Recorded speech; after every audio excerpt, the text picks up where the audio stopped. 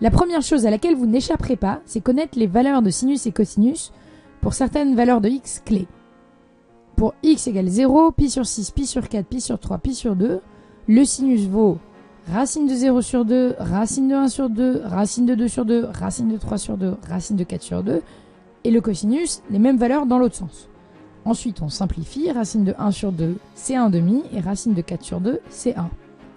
Maintenant, pour trouver les solutions de notre équation, la première chose à faire, c'est de placer les valeurs de x sur lesquelles on travaille, l'intervalle dans lequel on cherche nos solutions. Ensuite, on n'aura plus qu'à trouver b et lire les solutions. Alors, comme sinus x et cosinus x, c'est des fonctions de période de pi, c'est-à-dire que tous les 2 pi, on revient au même endroit. Sinus 0, c'est sinus 2pi, c'est sinus 4pi. C'est pour ça qu'on travaille sur un cercle, parce que c'est comme une roue de vélo. Tous les 2 pi, on va revenir au même endroit. On place toujours les multiples paires de pi à droite du cercle trigonométrique, 0 de pi, et les multiples impairs de l'autre côté. Ici, la moitié de 0 de pi, c'est pi. Ensuite, on place nos valeurs clés en découpant le cercle trigonométrique comme un gâteau. Donc pi sur 2, c'est la moitié de 0 pi, pi sur 3, pi sur 4 et pi sur 6. Maintenant qu'on a placé ces valeurs sur lesquelles on va travailler, il faut trouver b et lire les solutions. Mettons qu'on cherche le sinus de quelque chose qui est égal à b. On va placer b sur l'axe vertical et ensuite on va conclure.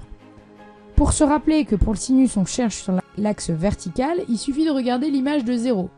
Ici, si je prends x égale 0 sur mon cercle, il coupe l'axe vertical à la valeur 0. Or sinus 0 égale 0, donc on place bien sur l'axe vertical.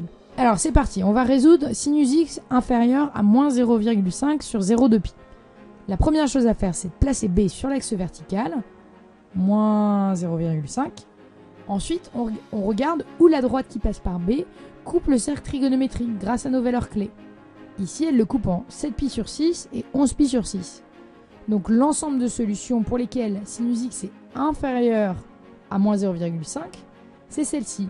7pi sur 6, 11pi sur 6. L'intervalle 7pi sur 6, 11pi sur 6. Maintenant, si on veut résoudre cosinus x égale b. Cette fois-ci, attention, c'est un cosinus, donc on va chercher les valeurs de b sur l'axe horizontal. Je pose b égale moins 0,5. On regarde où est-ce que ça coupe le cercle trigonométrique. Grâce à nos valeurs clés, on voit qu'il s'agit de 2pi sur 3, 4pi sur 3. Et ensuite, il suffit de conclure. Donc cosinus x est supérieur à moins 0,5 pour ces valeurs-là, c'est-à-dire l'union des intervalles 0, 2pi sur 3 et 4pi sur 3, 2pi.